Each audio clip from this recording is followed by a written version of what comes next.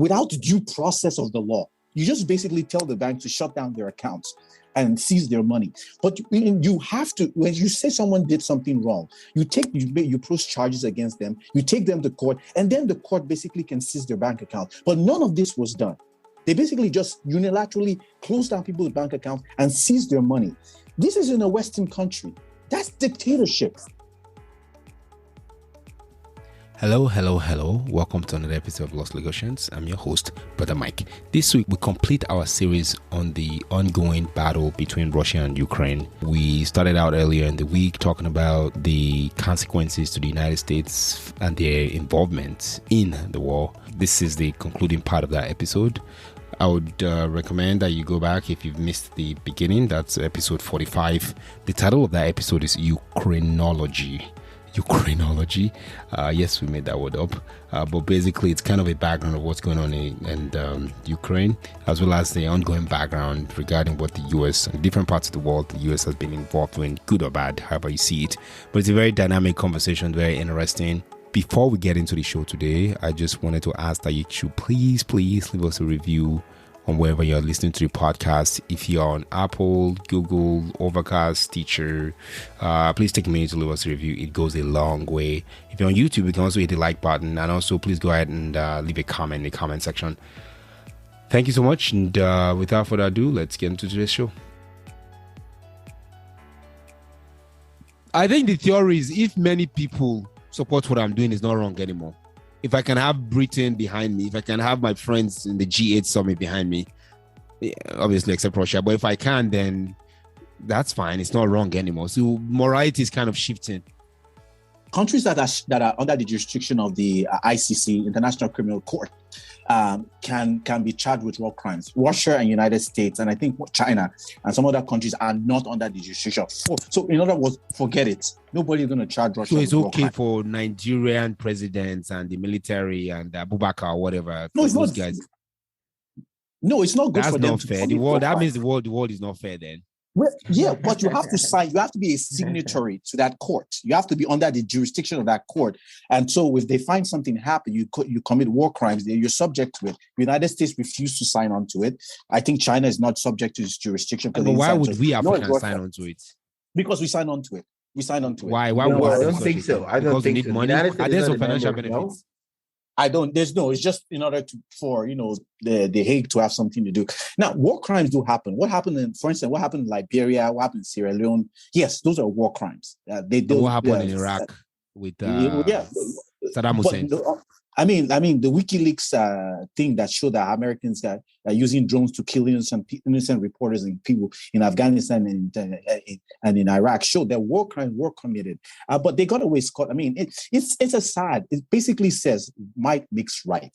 And that's the fortunate thing. And basically, the countries in the third world and the other part, that's not part of the West, are looking and saying, this is hypocrisy. We're going to have nothing to do with it. If we had a moral ground to stand on, then maybe most of the world would be joining us in condemning the Russian aggression in Ukraine. And so, but we don't. And so, as a result, there's very little that we can impose all the sanctions we've done. But the problem is that when you do these sanctions, it causes countries to want to take their money away from American banks. And basically, we're undermining the strength of the dollar on the long run. Which country right now want to invest in US dollars? We have to see the United States as a safe place to put their money in the future. This will undermine safe and honest, trustworthy.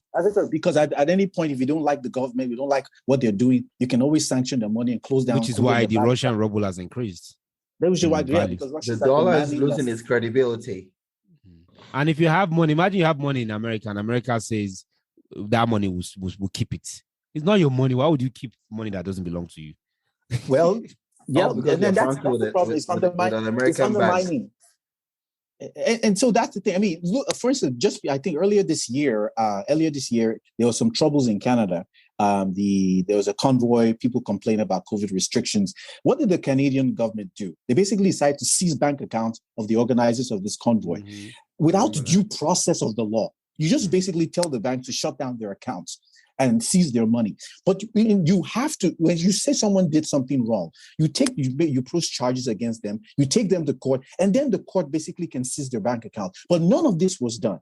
They basically just unilaterally close down people's bank accounts and seize their money. This is in a Western country. That's dictatorship. That's theft. That's theft. That's theft. Look at what they're doing. Look, I'm no fan of Abramovich, the owner of Chelsea. But what right do you have to tell someone, a private that owns a private club, to sell his club? What right do you have to tell him to sell what is his property? What belongs to him? In the Western country. In a Western country, if people did that in Saudi Arabia, people did that in China, I would understand that because of their different way of looking at things. Not in the West. This is in the United Kingdom. Yeah, first world. This is in the United Kingdom. You're trying to force the owner of Chelsea to sell his own company, his own private. He bought it with his own money. Of course, I know he probably stole the money. No, he was dubious. How come he's been all these years? But it's still his money. He's been paying taxes. That's right. He didn't know it was he got his money. Mm-hmm. See, that's why it's rather sad, because some of the average people still see the West and America as the savior, as the almighty. The beacon of humanity. But deep down, we're not China, for God's sake. Yeah, deep down, we know what's happening. That's it for me. I like it here because, one, when they call you black, you know why they're calling you black. They're calling you out while you're black. They're not sugarcoating. No, you're different. You're different. No, I'm black. I know. Tell me I'm black. Unlike when you come into sugarcoat, to make me feel good. No, that's the difference. Most of my friends are calling me, you need to get away from Russia. Get as far as you can from Russia, But then they're not understanding things happening here. They think it's just that easy. The West is suffering now, like big time. Now, Finland, they've cut off gas supply to Finland. They've cut off electricity supply to Finland. Why? Because they're opting to join NATO.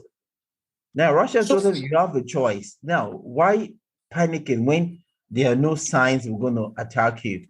They're undergoing military drills every day now. Like, they want to defend themselves, they want to protect themselves. What for?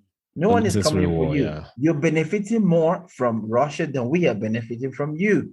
That's Ukraine, yeah. Finland. Do you know how much the Finnish government generates from Russian tourism? In a year? Finland is right next to St. Petersburg, so I'm sure a lot of it's about 350 kilometers to Helsinki, right from St. Petersburg. They've benefited more from Russia than from any EU country. Well, here's the thing: the geopolitics of Finland. This is where I feel very disappointed about what's going on in these Nordic countries. Sweden has been a neutral country for a better part of 2 centuries. Finland made there's actually a treaty with Russia to have peace or neutrality, peace between Russia in perpetuity. That means like forever. Okay, that's forever. So by joining NATO, it basically says this treaty is not worth the paper on which it was written. The treaty. Well, it hasn't worked well. Finland has not been attacked by Russia. Russia has shown no indications of bordering Sweden or bordering Finland. Joining NATO is provocation to Russia. Now, the Russians may not do anything about it. I don't think they will. But if they do, at least they can say, Finland, the treaty we signed with you to have peace with us in perpetuity is now over because you broke the treaty. Regarding what the perspective would look like, or what the prospects of peace look like, if you had a crystal ball and you had to, probably this time December, maybe we can revisit this conversation 2022. I mean, what does that look like if you had a crystal ball? It's going to happen. Everything is going to end like nothing ever happened. Just like the case of the Georgia and the South Ossetia. They're all going to come. Everything is going to come back to normalcy. That's what I know. Things are going to go back to Why normal. do you say that? Because it's the obvious. They all need Russia to survive. But then they'll just be, treading carefully. And the US is throwing 40 billion at them. They're getting lots of cash. You see, they know what they're trying to cover. We know this. The Russian intelligence knows, and they've been saying it for donkey years, but nobody is taking that into consideration. But we know they're going to come back. They're going to make the EU, they're pressurizing already the Ukrainian president to like dialogue. But the US is not backing down. It's because of the US, there's not been dialogue so far. But the rest of the Western countries are ready for dialogue. But then, at the end of the day, they'll have no choice but to compel him to go into dialogue with Russia. And everything's just going to die down, like nothing ever happened. That's why I say it, because this is not the first time, and this is not going to be the last. Wow, thank you so much. Yeah, thank you so much. Well, I'm a little bit more pessimistic because, as I said, it just seems like the Biden administration, I think you have neocons who are basically pushing the administration as hard as they could, and they don't know, they don't have a reverse gear, so to speak. If you're driving a car and you don't have a reverse gear, you can't go back.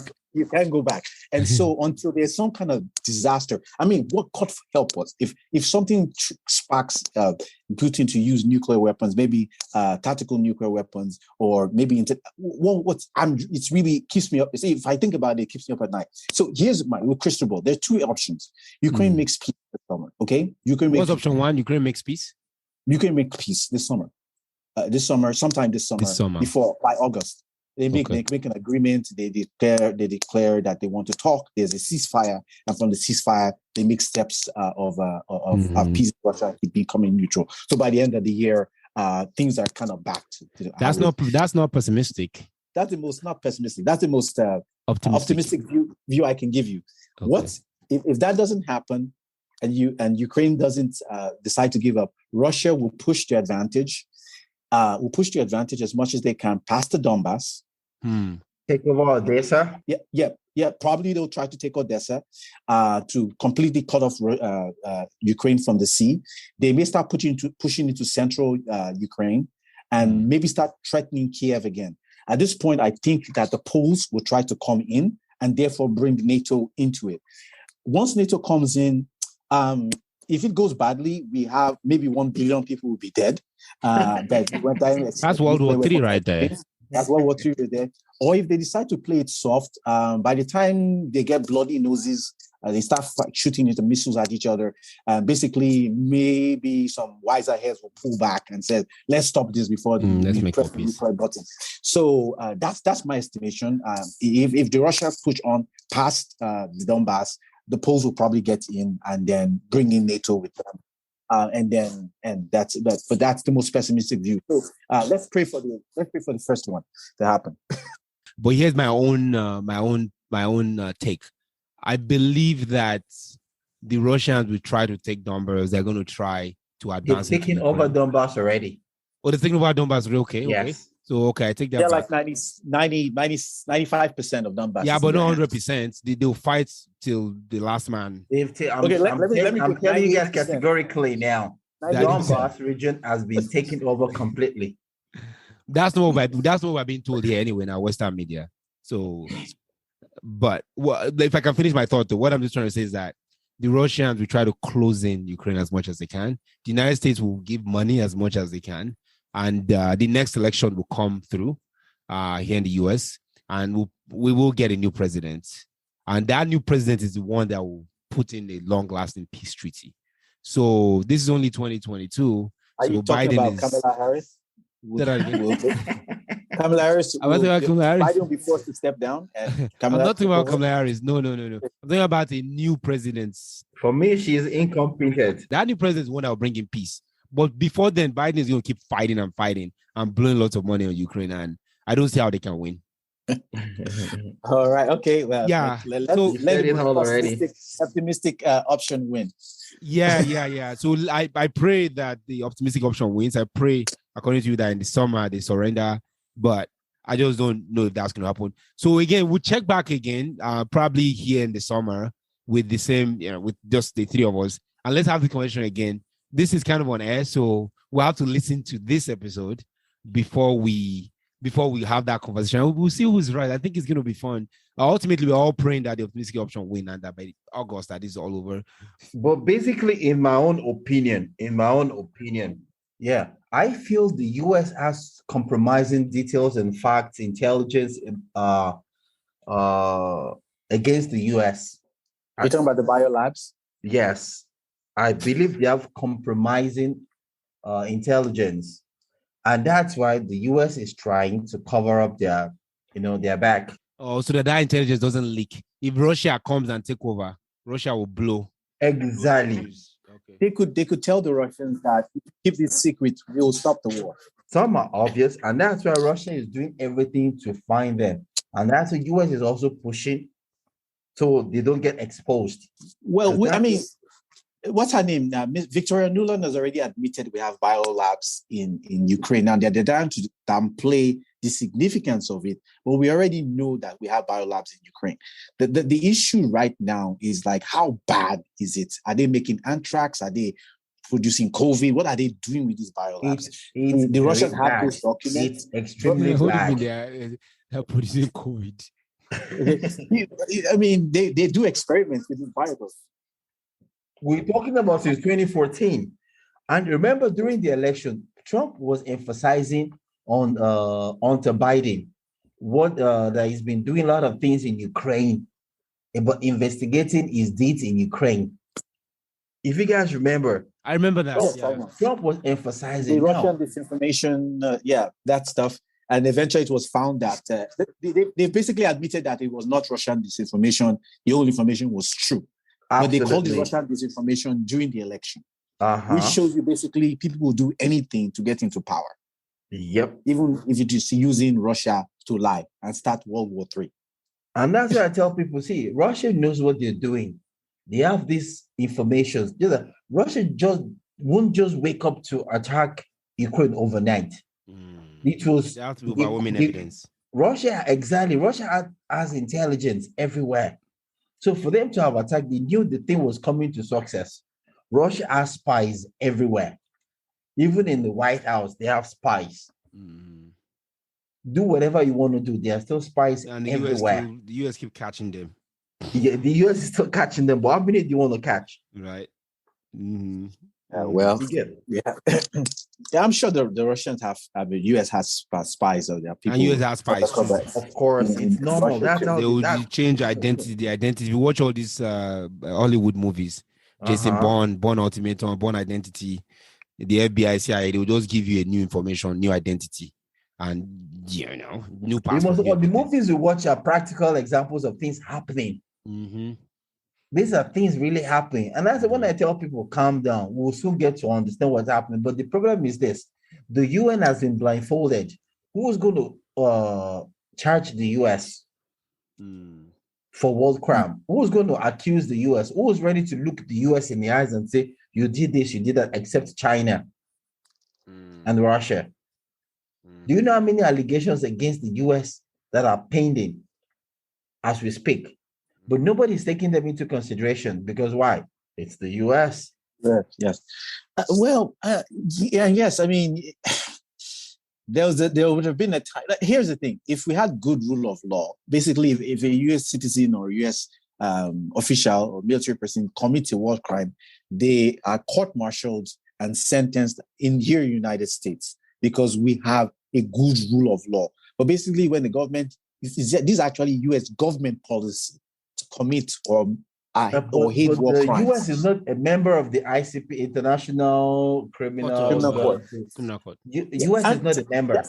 That would not have been a problem with me, per se, if the people that do war crimes actually judged or court-martialed and put in prison for committing war crimes. But when it becomes US government policy to commit crimes in the name of the state, exactly. That's the problem. I mean, look at what happened in Afghanistan when we are pulling out. There was a bombing at the airport. 13 Marines were killed. And what did the United States do? We use a drone to kill a NGO worker with his children and his cousins in their home. Nobody was brought to account for it. They said it was a That's an humanitarian offense, really. Yeah, so the New York Times investigated. They found that this person was not a terrorist. These were just children, basically, that they bombed with this drone. But you know what? The government says, well, yeah, it happened. Sorry, mistakes happen in war. You just killed innocent children because you didn't vet what you were doing.